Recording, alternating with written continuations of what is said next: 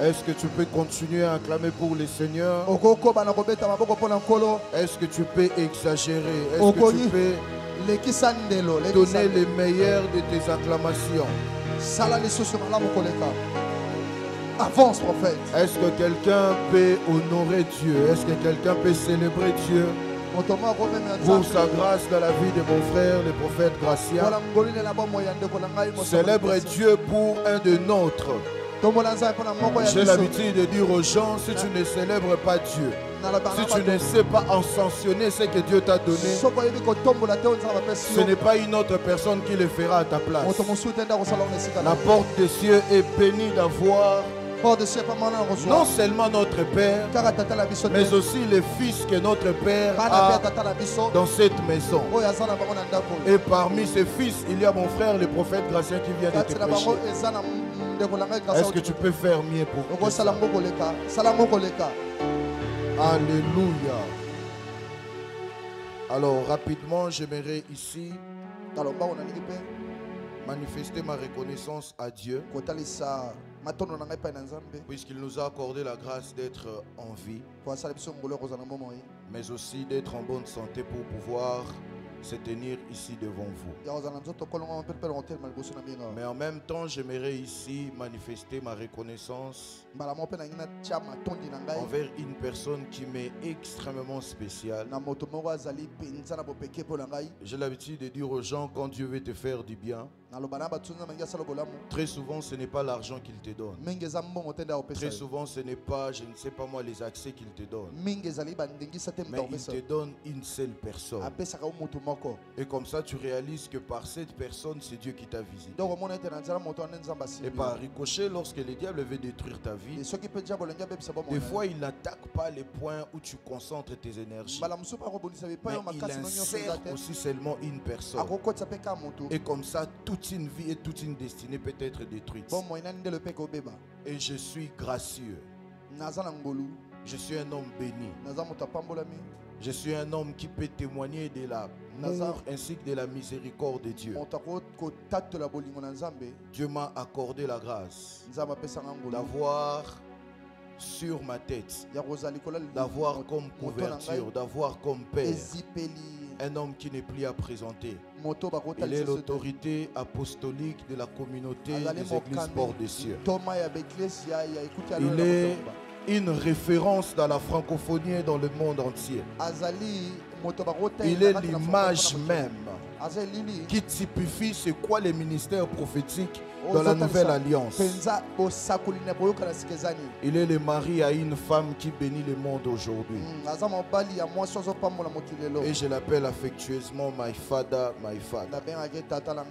J'étais bien évidemment en train de parler de mon père spirituel, le prophète Joël Francis Tabi. Et je ne sais pas parler de papa sans pour autant mentionner maman. Ils sont actuellement en mission à l'église Port des Cieux de la France. Il suffit juste que vous soyez connectés pour voir ce que Dieu fait avec eux là-bas en France. Papa, merci pour la confiance et la considération que vous renouvelez à ma personne. Que ton Dieu soit mon Dieu encore ce matin. Alléluia. Alors après ces messages de mon frère, je crois que je vais essayer aussi de partager avec vous en termes de points. Et je ne sais pas si j'aurai le temps pour finalement toucher la conclusion.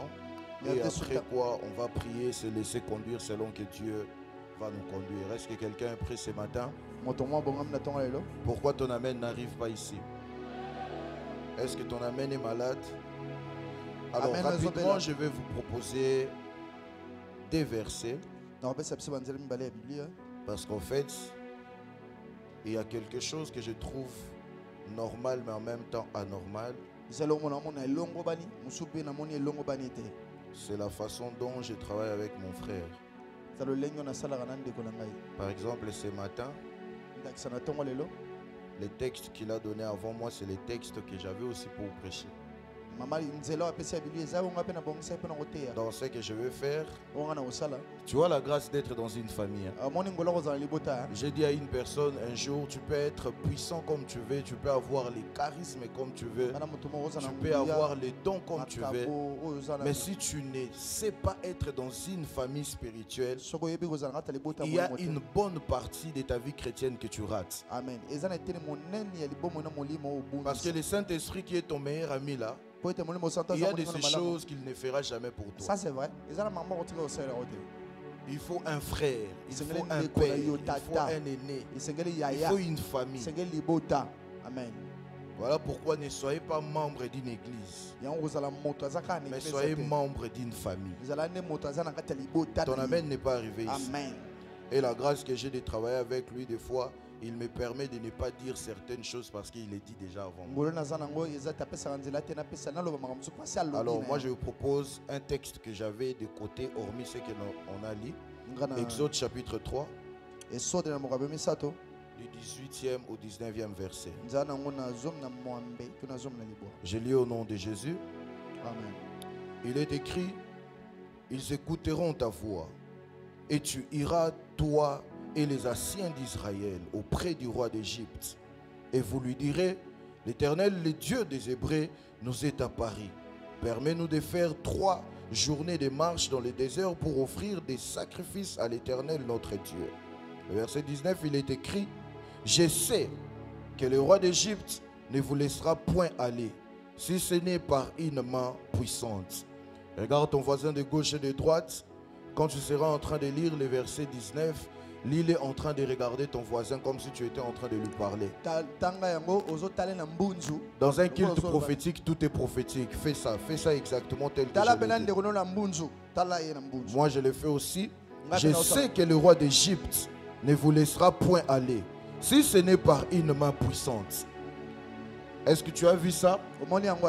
Permets-moi de répéter ça pour toi pour la dernière fois. Il est écrit, je sais, moi Dieu, je sais que le roi d'Égypte ne vous laissera point aller, si ce n'est par une main puissante. Moi Dieu, je sais que tous les signes que j'ai donnés là, ça ne va pas faire quelque chose. Moi Dieu, je sais tous les fléaux qui vont venir là. Moi Dieu là, c'est moi qui t'envoie. Mais bien que je t'envoie, je sais les résultats de ce que je t'envoie là.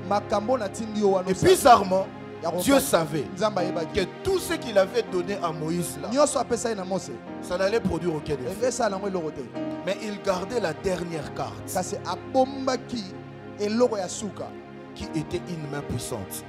D'entrée de jeu, j'aimerais dire à une personne qu'il y a certains types de combats qui sont dans ta vie. Il y a certaines autorités spirituelles qui se sont levées contre toi. Il y a certains hôtels quelque part qui se lèvent contre toi et contre ta famille. Il y a certains problèmes qui se sont attachés à toi. Tu ne comprends pas.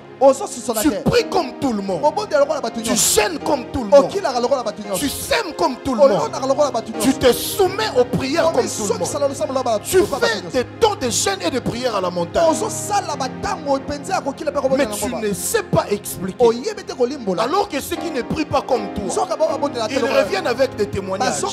Alors ceux qui ne s'aiment pas comme toi, ils reviennent avec des témoignages. Alors qu'il y a même certains qui n'ont aucune expérience personnelle avec Dieu. Ils reviennent avec des témoignages. Mais toi, malgré des stratégies, des tacts, des multiples stratégies que tu multiplies, tu n'as pas de résultats. Parce que Dieu sait qu'il faut une main puissante. Avance mon sabre David. Je reviendrai là. Mon frère a parlé de la main. Asseyons-nous s'il vous plaît, acclamons pour le Seigneur. Mon frère a parlé de la main. Mais je crois que moi je parlerai un peu plus de la spiritualité. Et ainsi, on va essayer d'avancer. Notre thème de ce matin, comme cela a été annoncé dans les affiches, est bel et bien la spiritualité demain. Être dans une maison prophétique, c'est très avantageux. Parce qu'on te parlera de choses peut-être dont ailleurs ça coûtera beaucoup des années.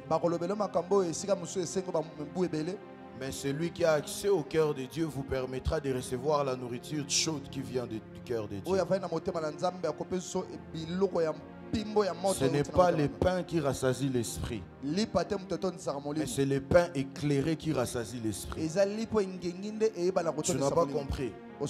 Dans la table de proposition, il n'y avait pas seulement le pain, mais le pain qui était, c'était éclairé par la lumière des chandeliers. Ce n'est pas la parole qui rassasie ton esprit, mais c'est la parole éclairée qui rassasie ton esprit.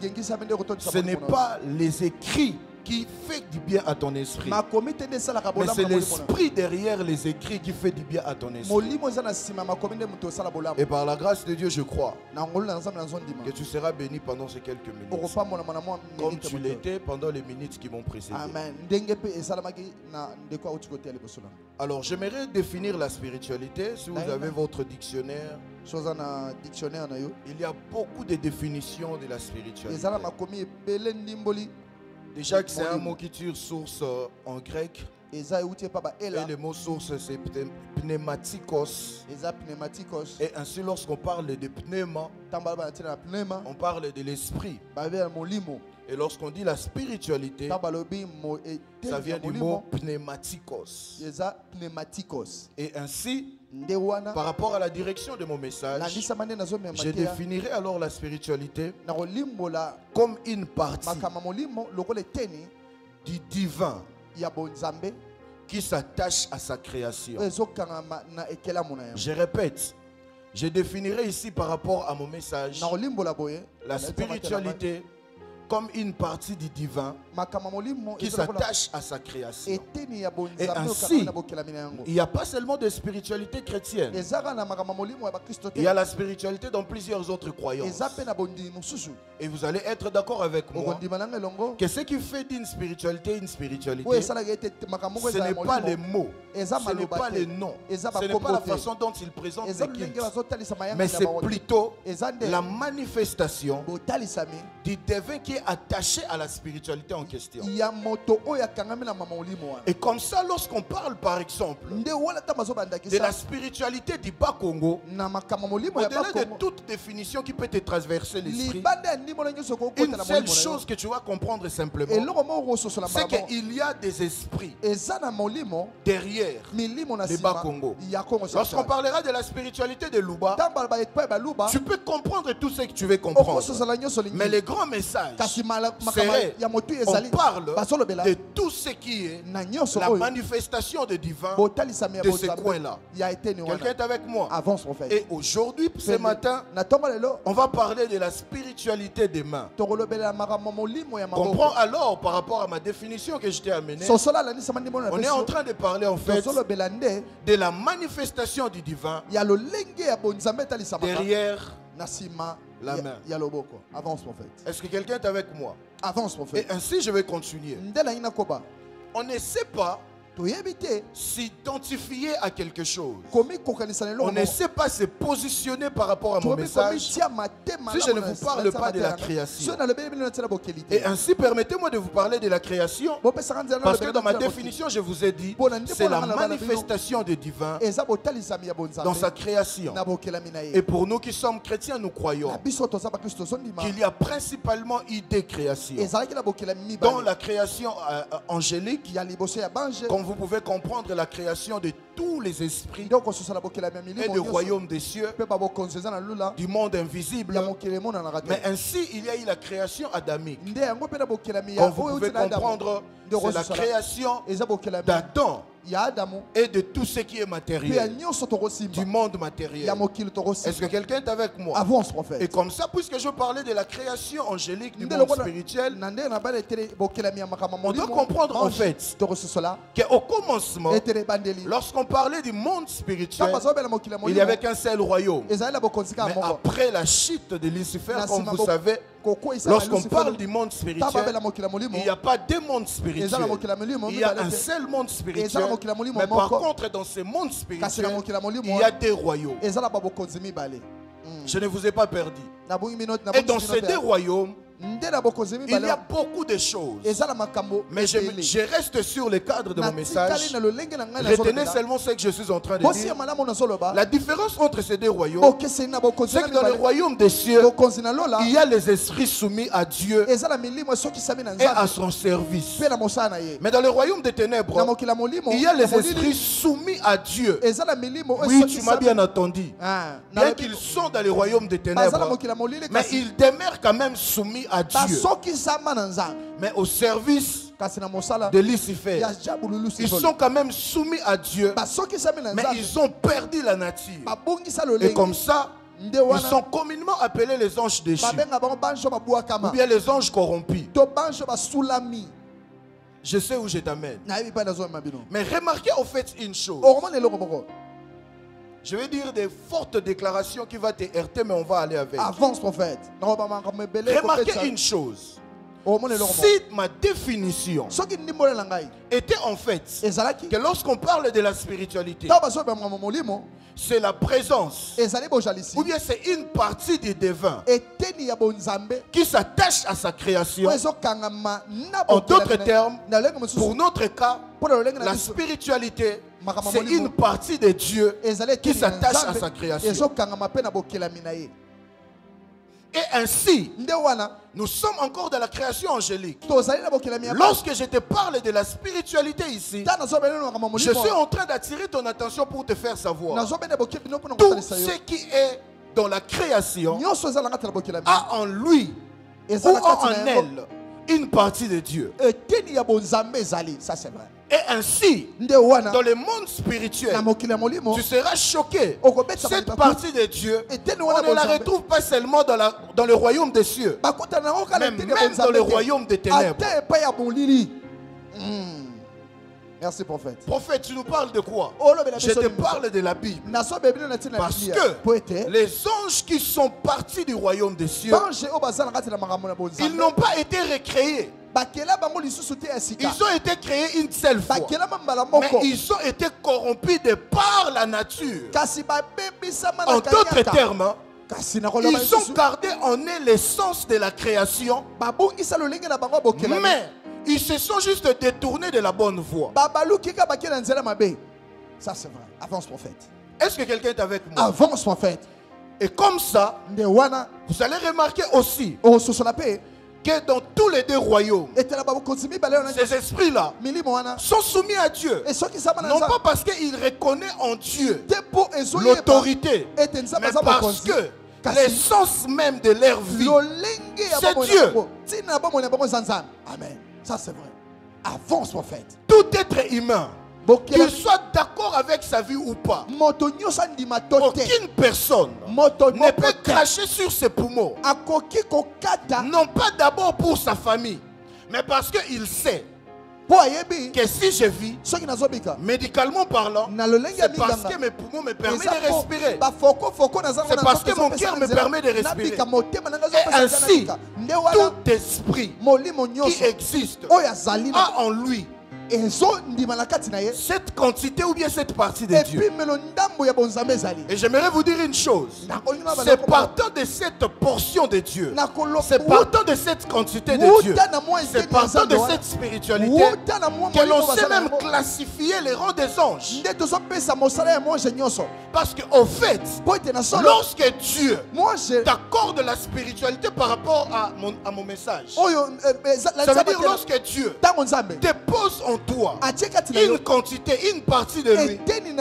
En ce qui concerne la création angélique, cette quantité est déposée spécifiquement pour une mission donnée. Et ainsi, on va prendre le cas de Michael. Michael est l'ange et l'archange qui a pour mission de défendre la dignité de Dieu. Ailleurs, on dit même qu'il a pour mission de protéger Israël.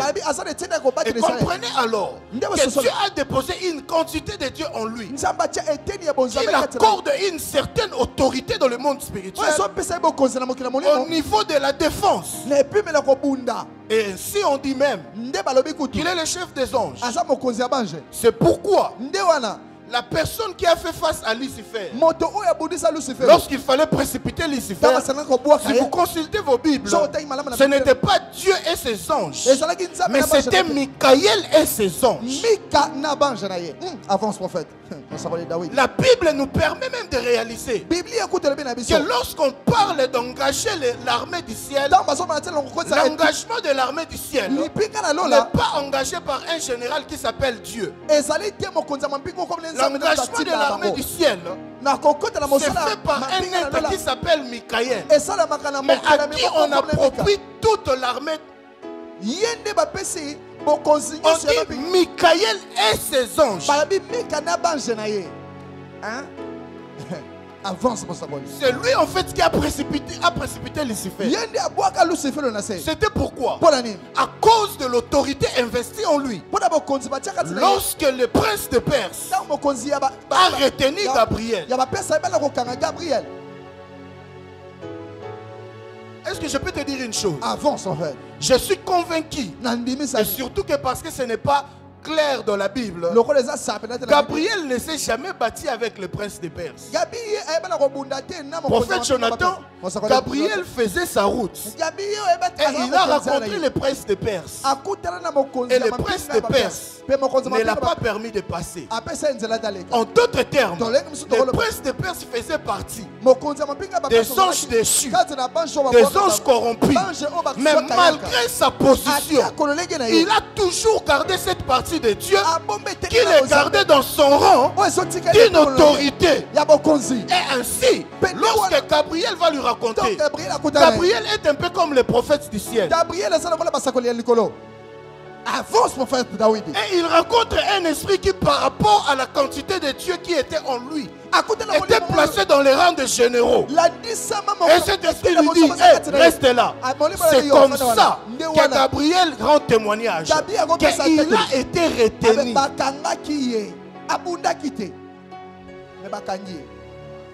Jusqu'à ce que Michael vienne.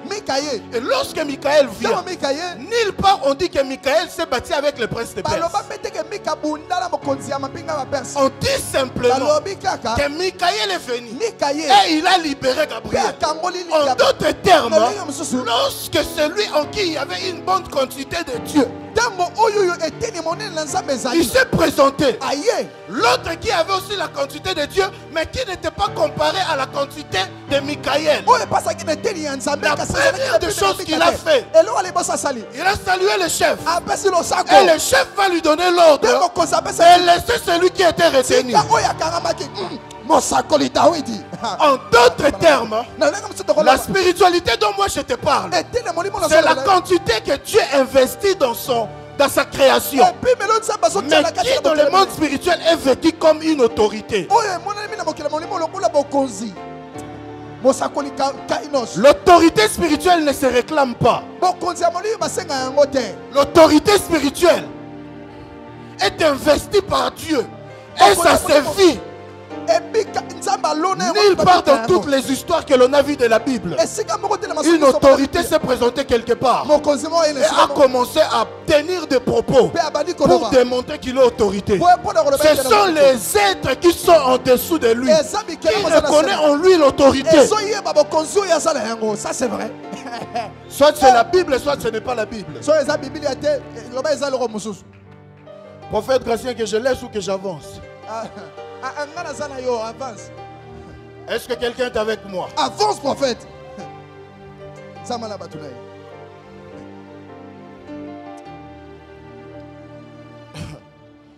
Vous retrouverez ainsi que dans la création angélique, peu importe ce qui a eu comme combat, peu importe ce qui a eu comme rébellion, peu importe la nature qui peut être changée, il y a une chose qui a téméré, tel que ça a été depuis le commencement. Dis-moi avant, je vais te bénir. Avance, prophète. C'est l'hiérarchie. Et les esprits qui sont considérés comme les esprits dans le royaume des ténèbres et les esprits du royaume des cieux, lorsqu'ils se croisent, ils savent qui est qui. Ça c'est vrai. Non pas parce qu'il se dit je suis tel, mais parce qu'ils reconnaissent la quantité de divins que cet être porte.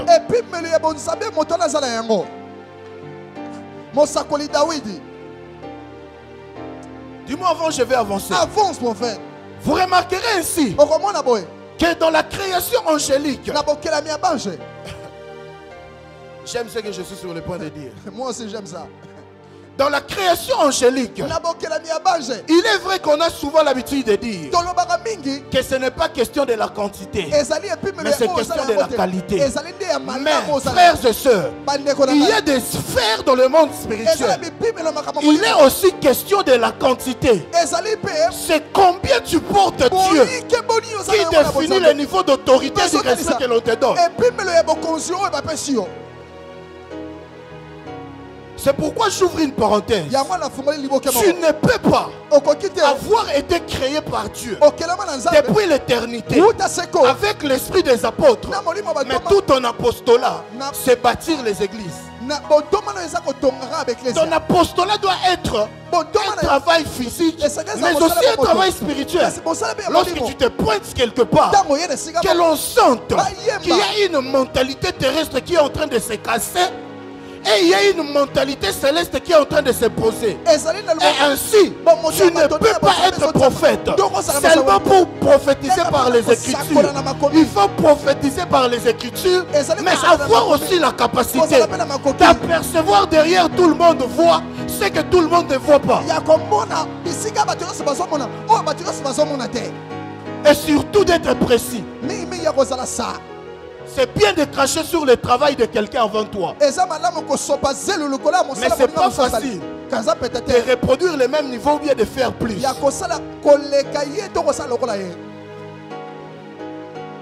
Où il y a plus de 1000 personnes dans l'auditoire. Sans tâtonner. Tu l'appelles, ton nom c'est Gracieux Idikaï.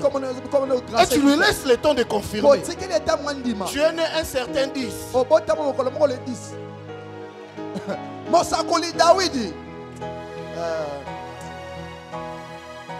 Est-ce que je peux te dire une chose? Avance, prophète. Et comme ça, je te parlais de la création angélique. Et comme ça, dans la création adamique, il s'agit de ce monde visible. Retenez une chose. Dans la création angélique, la quantité de Dieu, la spiritualité était donnée par rapport à une mission. Michael avait autant parce qu'il avait une mission. Lucifer en avait autant parce qu'il devait récolter la louange et servir. Gabriel en a autant au point même de se battre la poitrine que je suis Gabriel. Je suis celui qui se tient devant Dieu parce que c'était pour la mission. Mais une chose que vous allez remarquer, prophète Gratien, dans la création adamique, la première des choses qui attire ton attention, Dieu ne donne plus sa présence par rapport à ce qui t'est destiné à faire. Mais en termes de présence, Dieu investit sa présence en toi, non pas parce qu'on l'a envoyé, non pas parce qu'il est contraint, mais parce qu'il n'a pas de maison si ce n'est pas. C'est parce que il n'a pas d'autre maison si ce n'est pas toi. Ne savez-vous pas qu'il est écrit que votre corps est le temps plein? C'est quoi cette maison où tu dors, ta tête est dehors, tes mains et tes pieds sont dehors? Lorsque nous sommes dans un temple, nous y sommes au grand complet. Ça c'est vrai. En termes de la spiritualité, en termes de la divinité, lorsque Dieu vient dans la création adamique, avance mon sakoli. Ici, je ne parle pas de l'onction qui est quantifiée par rapport à une mission. Ici, je parle de la divinité. Je parle de ta spiritualité.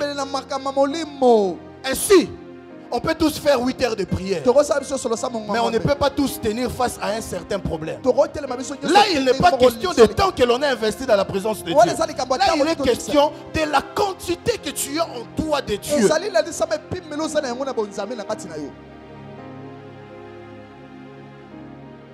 Dis-moi avant, je vais avancer. Avance. J'aime l'histoire de Dieu et les croyants. Les croyants sont les hommes et les femmes sauvés par les sacrifices suprêmes de Jésus. Par la mort et la résurrection avec le Christ. Mais ce que j'aime, ils reçoivent le baptême de l'esprit après. Le baptême de l'esprit qui n'est rien d'autre que l'habitation de l'esprit de Dieu dans l'homme. Dis-moi avant, je vais avancer. Avance, prophète. Dans la création angélique, Dieu donne une partie de lui pour exercer l'autorité par rapport au travail. Mais dans la création adamique, Dieu ne donne pas une partie de lui, mais Dieu habite lui-même. Les chrétiens doivent vivre sur terre comme Dieu. Les chrétiens doivent opérer spirituellement comme Dieu, sans limite, parce qu'il n'a pas reçu une quantité de Dieu, mais parce que Dieu habite en lui. C'est pourquoi ce n'est plus toi qui vis, mais c'est le Christ qui vit en toi. C'est la raison pour laquelle toutes les fois où tu te tiens en prière, dans le monde spirituel, on ne voit pas Roger que tu es. On n'entend pas la voix de Roger que tu es. Dans le monde spirituel, on aperçoit une personne qui a été crucifiée il y a plusieurs années en arrière. On le voit comme si c'était lui, comme si c'était toi. Mais le Dieu qui est dans les cieux, pour libérer quelque chose en ta faveur, il n'a pas besoin de voir ta tête. Il n'a pas besoin d'attendre ta voix. Il a besoin de voir son fils. C'est le mystère qui a été préfiguré. C'est le mystère qui a été préfiguré. Lorsque Jacob devait voler la bénédiction d'Ésaü, il devait se présenter comme si c'était Ésaü, pour tromper la vigilance du Père. Parce qu'en termes de bénédiction, Dieu n'a pas des yeux. En termes de bénédiction, Dieu est aveugle. En termes de bénédiction, Dieu ne te regarde pas toi, mais Dieu s'assure que les protocoles. En termes de bénédiction, Dieu s'assure qu'il y a l'odeur de Jésus en toi. Puisqu'il ne voit pas, il doit utiliser le nez. Puisqu'il ne voit pas, il doit utiliser l'oreille. Quand toi tu parles là, il doit percevoir la voix de l'agneau. Et puisqu'il ne sait pas voir, il doit au moins utiliser la main pour vérifier si c'est toi. Il doit sentir les poils qu'il y a dans le corps d'Ésaü. Tu dois être pareil. Voilà pourquoi la mère qui est l'image du Saint-Esprit va dire à son fils, si tu pars comme ça, puisqu'il ne voit plus, il utilisera les voix qui lui permettra d'authentifier que c'est Ésaü. Puisque moi je suis le Saint-Esprit, je suis là pour t'aider. Revêt-toi d'un vêtement qui trompera sa vigilance. Revêt-toi d'un vêtement qui trompera même son odorat. Bon, c'est pas mon message. Je touche maintenant la main. Et je finis, on va prier. Est-ce que je peux? Avance, prophète. Est-ce que je peux? Avance, prophète. Dis-moi, avance, prophète. Avance, prophète. La main pour les Juifs représente les pentatèques, les pentagrammes. La main représente les 5 sens physiques comme spirituels. Puisqu'elle a 5 doigts, elle a 5 doigts, elle représente les 5 sens physiques, mais aussi spirituels. On a la vie, On a l'odorat. On a l'ouïe. On a le toucher. On a le goût. Alors, tu dois savoir que ton esprit, comme le prophète Gratien le disait avant moi ici, a tous ces 5 sens aussi. La main représente les 5 ministères. La main représente les 5 ministères. Et ainsi la Bible nous témoigne, écrit, il n'y a pas le temps de lire. Dans Ésaïe chapitre 41, le verset 10. La Bible nous fait comprendre que Dieu a une main. Il y a plusieurs versets d'ailleurs par rapport à ça. Mais va maintenant dans Job chapitre 1, le verset 12. La Bible nous fait comprendre que même Satan, qui était Lucifer, a une main. Va dans Job chapitre 36, le verset 32. Va dans Job 36, 32. La Bible nous fait comprendre que la main peut toucher la lumière. Ça, j'aimerais qu'on la lise. Est-ce que tu as ta Bible avec moi?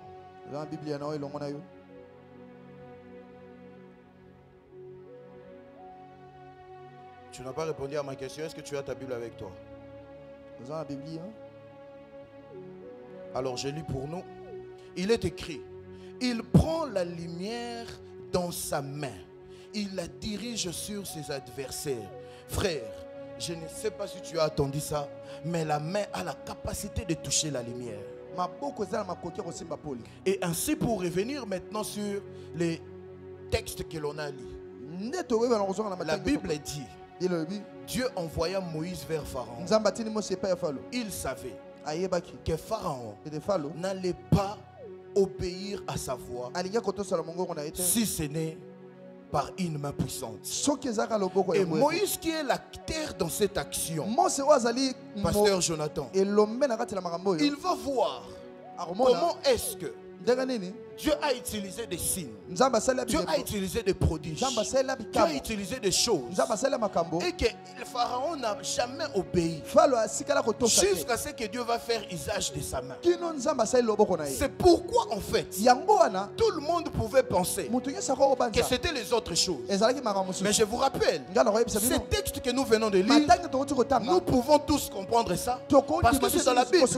Mais dans ce temps-là, c'était une phrase que seul Moïse connaissait. C'était une parole entre Dieu et Moïse. En d'autres termes, aucune autre personne connaissait que Dieu avait dit à Moïse telle chose. Donc, le monde autour de Moïse pouvait croire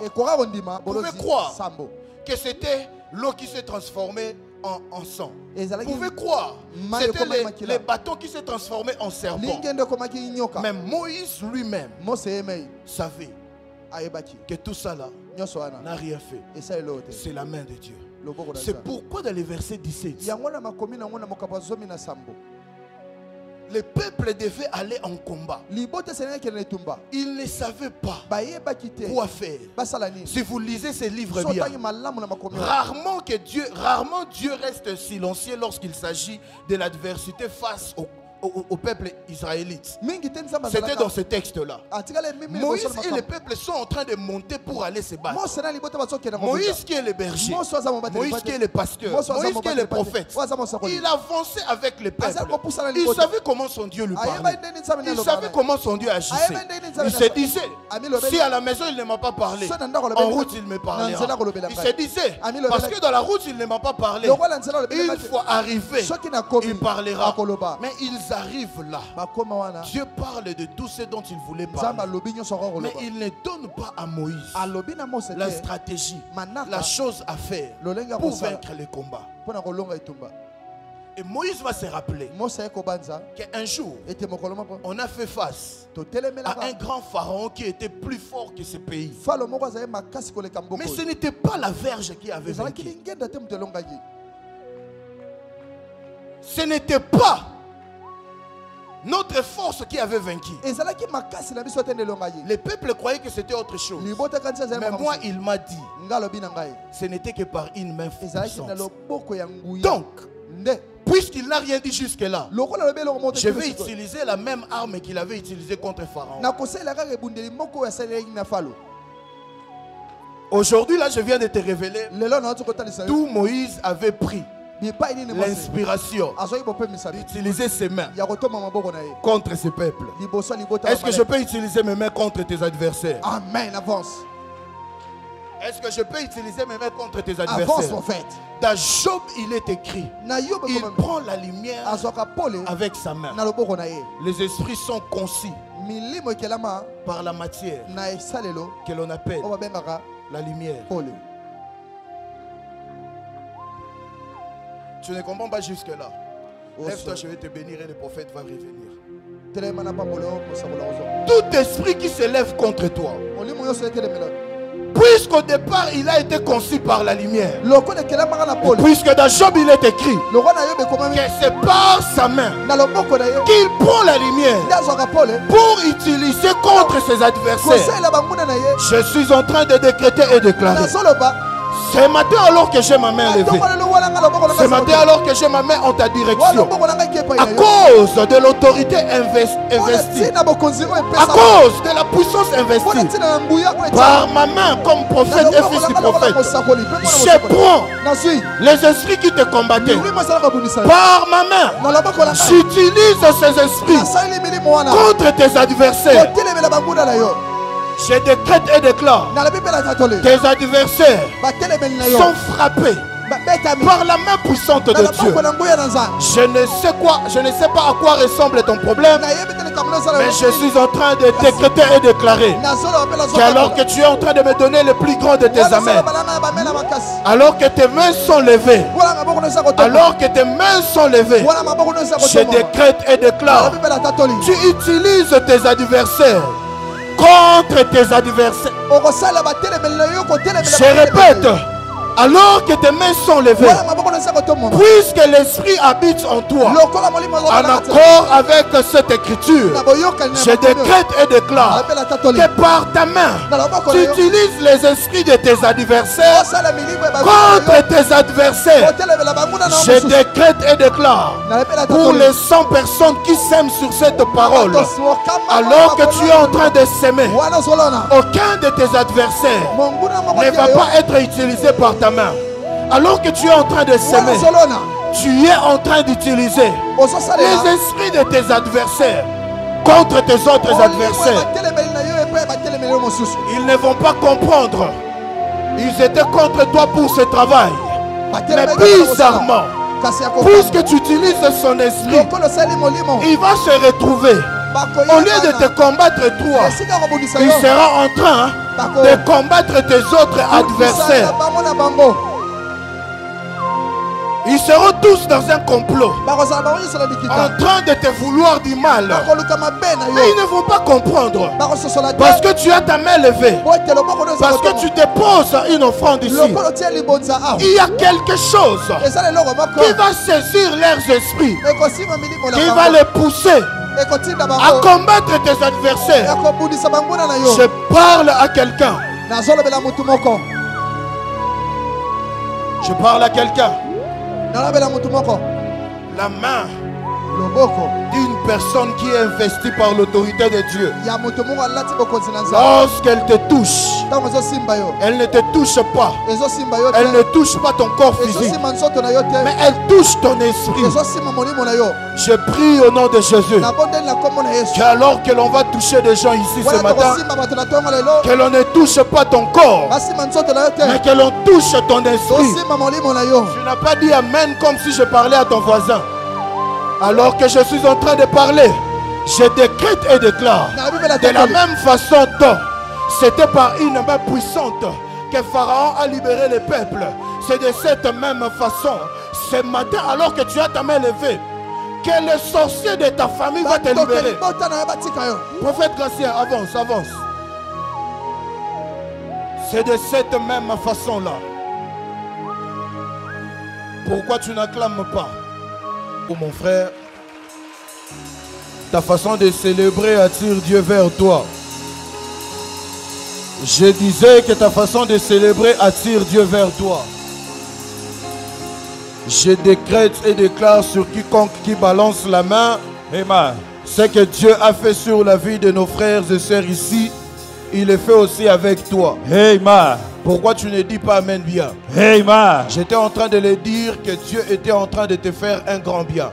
Come on. Est-ce que tu peux balancer ta main là où tu es? Yes. Je crois que je dois parler à quelqu'un. Je suis attiré ici. Dis Seigneur, je suis là. Seigneur, je suis là.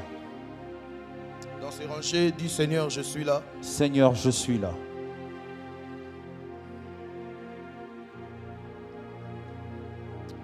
Pasteur Jonathan, tu as un téléphone avec des crédits.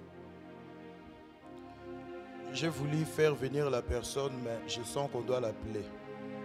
Tous ceux qui sont d'ici, allumez le son de votre téléphone. Come on, come on. Avance, prophète.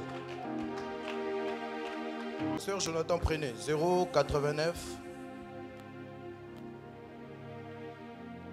60 48 419. Lancez l'appel.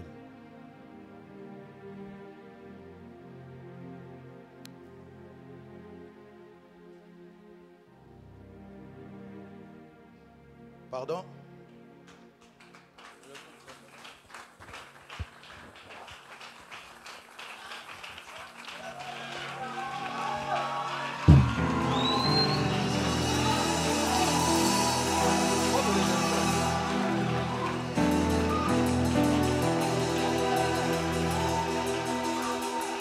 Est-ce que quelqu'un sent que Dieu est dans la maison? Est-ce que tu es sûr que tu as bien serré ta ceinture? Est-ce qu'on peut courir? Mon frère l'a dit avant moi, au cas où tu n'avais pas remarqué, nous sommes revenus.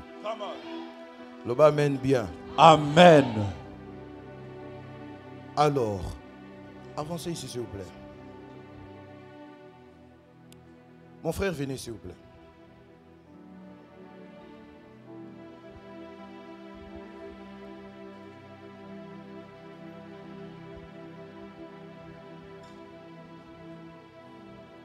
Tu peux te rasseoir. Tenez-moi la main. Tenez-moi encore, s'il vous plaît.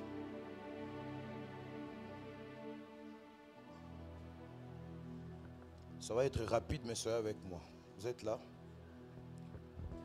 La première des choses, je suis en train de menacer d'attaquer un esprit de mort que j'aperçois. Parce que lorsque j'étais tenu la main, je t'ai vu quelque part dans la ville de Kinshasa. Je te vois en une nuit avec un sac au dos. Comme si tu étais en train de chercher les transports. Et là où je te vois, je vois une voiture passer à quelques millimètres de toi. Et pour que tu te rappelles très bien, je suis en train de te voir comme sur bypass. Exact. Mais quand je dis que je te vois sur bypass, ça va être vague, je vais être très précis. Je ne te vois pas au débit. Je ne te vois pas vers Super, mais je te vois comme dans la station Salongo. J'habite Salongo. Avance, prophète. Et je te vois comme aux stations Salongo, avec un sac au dos. Je vois une voiture sortir de cette station d'essence et passer à quelques millimètres de vous. C'est quelque chose qui a eu lieu il y a quelques jours passés. Il y a quelques jours passés. Exact. Si vous vérifiez bien, dans votre tête, vous allez vous rendre compte que ce dont je suis en train de vous parler, c'est quelque chose qui a eu lieu un certain vendredi soir. Exact. Tu revenais du culte. Exact. Et tu as pris une moto qui t'a déposé dans la station Salon. Voilà, c'est ça. Et là maintenant, tu attendais en fait prendre une autre moto pour aller à la maison. Exact. Et le Dieu de cette maison, puisque tu venais de l'église, t'a préservé. Amen. Alors que tu es en train de bouger la tête comme ça, je suis en train de voir 11 août. Esther, c'est qui? Ma grande sœur. Elle est née quand? J'oublie le jour, mais c'est ma grande sœur. Elle est née le 11 août.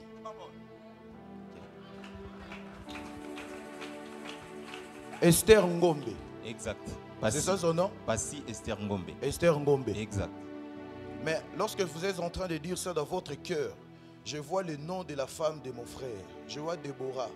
C'est ma fiancée en fait. C'est ta fiancée. Exact. Quand tu dis que c'est ta fiancée, je vois Bolengole. Bolengole, exact. Mais quand tu attends quelqu'un l'appeler par son nom de Déborah, tu réalises que c'est quelqu'un qui lui connaît. Parce que le nom que vous avez vulgarisé, c'est Micheline Obama. Avance, prophète. Et Dieu était en train de me dire, autant il était en train de te préserver, il préserve aussi Esther. Amen. Il préserve aussi Déborah. Amen. Mais maintenant, vous allez dire à Déborah, de dire à sa sœur, qui s'appelle Sarah, de prier pour son mari. Elle vient de se marier maintenant là. Elle vient de se marier. Exact. Son mari s'appelle comment? Gauthier? Gauthier Ngoy. Gauthier Ngoy. Exact. Il faut dire à Sarah de prier pour M. Gauthier Ngoy. Vous savez pourquoi? Oui. Parce que cet homme a franchi la limite qu'il ne fallait pas franchir. Exactement, c'est ça. Tu vois un peu? Oui. Et ce n'est pas seulement l'homme qui a franchi de son côté, mais ça fait aussi affranchir le côté de Déborah, cette limite. Exact. Et c'est ce qui même a fait que vous puissiez avancer avec votre processus de mariage. Exact. Ce que je dis est vrai. Très vrai, très vrai. Est-ce que je peux avancer ici? Avance, prophète. Que Dieu te localise ce matin. Avance, prophète. Et comme ça, Dieu est en train de me dire, l'appel que vous avez reçu, c'est l'assimilation de l'appel qui va entrer. Mais cet appel ne sera pas pour vous, l'individu. Cet appel sera pour une entreprise dont ce numéro est attaché. Amen. Amen. Ce numéro sonne entre vos mains parce que vous êtes les DG de l'entreprise. Exact. Mais ce n'est pas votre numéro privé. Oui. J'ai 2 numéros en fait. Tu me dis avant, je te dis quelque chose. Avance.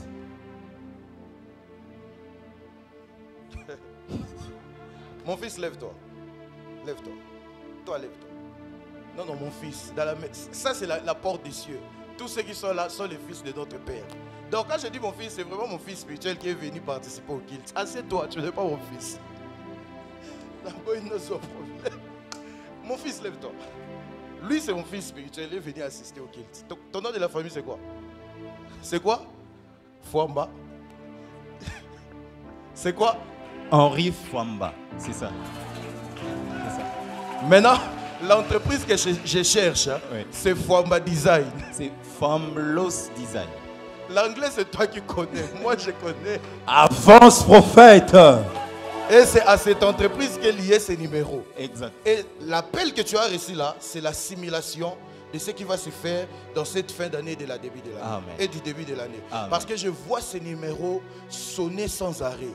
2 directions. Dieu me dit de vous dire, la première des choses, élargissez votre service clientèle téléphonique. Yes. Mais la deuxième des choses, élargissez la main d'œuvre. Parce que je suis en train de vous voir être les DG, mais à cause de l'inconscience des gens qui travaillent avec vous, très souvent c'est vous-même qui travaillez. Exactement. Exactement. Et comme ça, à cause de la saison qui s'annonce, Dieu va bouger, vous devez bouger vous aussi. Amen. Dieu va bouger, vous devez faire venir les gens conscients. Amen. Sinon, je vous vois être dans une bonne saison, mais avoir des problèmes, des retards avec des clients. Exactement. Quand tu dis exactement, la fois dernière, lorsque mon frère, pour te prophétiser, je t'ai parlé de la décoration intérieure. C'est vaste. Oui. Laisse-moi te permettre de comprendre que je vois vraiment. Je suis en train de te voir être spécialisé comme dans les histoires, dans les meubles. Exactement. Dans les meubles. Ce n'est pas les autres choses, la peinture, c'est d'abord les meubles. Et tu n'es pas les genres d'entreprise qui payent les meubles qui ne sont pas bien fabriqués. Tu fabriques en fait des meubles. Exactement, c'est ça. Et avec des matériaux durables. Exact. Et tu as vu quelques temps en arrière, merci Seigneur, tu as vu l'acte que la première dame a fait pour un artiste. Oui. Et depuis, dans ton esprit, tu cherches la première dame. Exactement, c'est ça. C'est ça. Et tu l'as même partagé à un de tes proches. Tu lui as dit, je cherche la première dame. Tu le verras comment, tu lui as dit, attends, moi tu me verras avec elle dans une photo. Ah ouais, c'est ça. C'est vrai ce que je dis? Exact, c'est vrai. Je te l'ai dit du haut de la chair de mon père. Je ne suis pas en train de combler un vide ici. Je te parle comme prophète. Amen. Je décrète et déclare que la main puissante de Dieu yes, fasse en sorte que cette chose-là puisse arriver. Amen. Il est le maître des temps et des circonstances. Amen. Au cas où dans ce français, c'est pas facile à comprendre, il est dit qu'il maîtrise les temps et les circonstances. Amen. Il peut les manipuler comme il veut, afin que tu te retrouves dans un bon lieu et au bon moment. Amen. Je prie pour quiconque qui me donne un amen ici dans l'assemblée. Amen. Que Dieu t'accorde cette semaine même de te retrouver au bon endroit, mais aussi au bon moment. Dis-moi amen, bien je vais te bénir. Amen. Cette personne-là dont tout le monde court pour lui voir, toi tu ne vas pas courir. Amen. Tu ne vas pas comprendre. Amen. Tu vas te retrouver là où il sera. Avance, prophète. Et au moment où il... Amen. Si cette parole est la sienne, crie amen. Amen. Que Dieu te bénisse. Mon frère, on t'a certainement beaucoup plus parlé ici. Tu n'es pas une figure à présenter ici. Je ne veux pas aller dans les détails. Mais je te parle de quelque chose qui est très sérieuse, dont vous avez ignoré durant tous ces temps, mais qui vous rattrape durant tous ces temps. Et Dieu s'est décidé ce matin de mettre la main sur la chose, de briser la chose et de vous permettre de continuer libre. Amen. Parce que, écoutez ce que je suis en train de dire. Je suis face aux caméras. Je ne suis pas un prophète des malheurs. Mais, si c'est ce que je te dirai dans les secondes qui vont suivre, toi comme homme, tu ne considères pas, tu laisses ça comme ça, vous allez être victime des échecs à répétition. J'ai vu ton affiche, ce n'est pas une vision. J'ai vu ton affiche dans les WhatsApp de quelqu'un, tu es dans les choses municipales. Si seulement la chose dont je te parle là, vous ne brisez pas ça, tu ne vas pas comprendre avec toute la popularité que tu as, tu ne vas pas réussir. Mais nous savons que tu vas réussir. Amen. Amen. Amen. Je suis en train de voir. Je vais parler en parabole pour que vous seuls et moi nous puissions comprendre. Ok? Amen. Je vois une maison en feu. Et lorsque cette maison est en feu, je vois les enfants sortir comme pour fuir les feux. Mais ces enfants qui sortaient pour fuir les feux, ils ne sont pas tous allés se mettre ensemble fuyant les feux. Mais ils se sont divisés en groupements. Ça veut dire, chaque enfant qui sortait, il allait s'allier à un autre enfant, non pas pour aider les autres, mais pour se concentrer sur eux et donner les dos aux autres.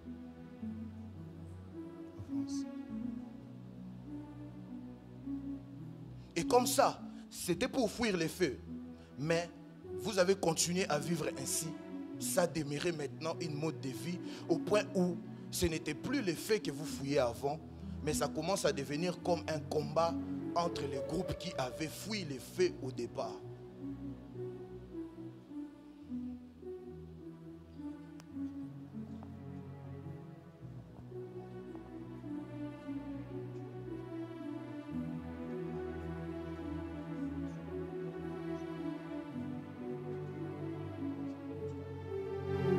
Là, ce n'est pas les détails. Je te parle du nez du problème. Et Dieu me dit de vous dire, vous comme homme et étant ici, vous êtes appelés à faire asseoir toutes ces gens, toutes ces personnes et arranger ça. Amen. Et faites ça de grâce. Ce n'est pas Dieu qui a dit, mais à cause de ce que je vois, faites ça avant la fin de l'année.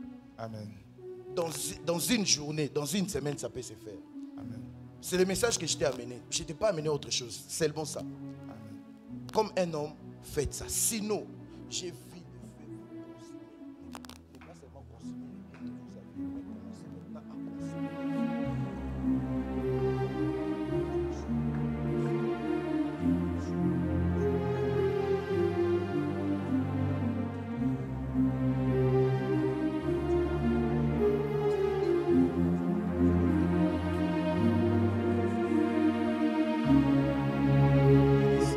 Je prie au nom de Jésus. Au nom de Jésus.